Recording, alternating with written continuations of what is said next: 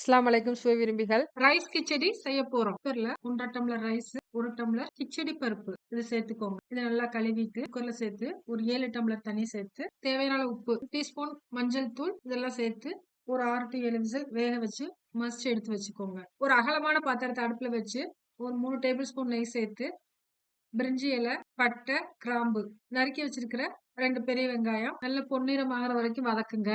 2 பொடிசா கட் பண்ணி வச்சிருக்கிற தக்காளிய இதுல சேர்த்து நல்லா வதக்கிட்டு கொஞ்சமா உப்பு சேர்த்துக்கோங்க. 1 டீஸ்பூன் இஞ்சி பூண்டு விழுது சேர்த்து பிறகு மிளகாய் தூள், மஞ்சள் தூள், ஜீரகத்தூள், மல்லித்தூள், கரம் மசாலா, 1 டீஸ்பூன் ஜீரகம் இதையும் சேர்த்து நல்லா கலந்து விடுங்க.